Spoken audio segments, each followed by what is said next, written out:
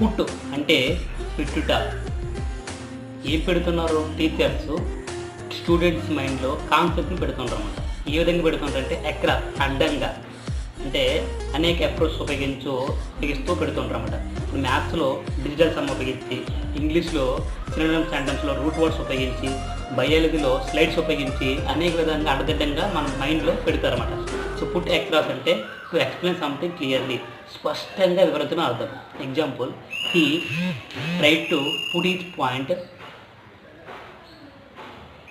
During the class, అంటే అతను తరగతి సమయంలో తన అభిప్రాయాన్ని స్పష్టంగా వివరించడానికి ప్రయత్నించాడు అని అర్థం.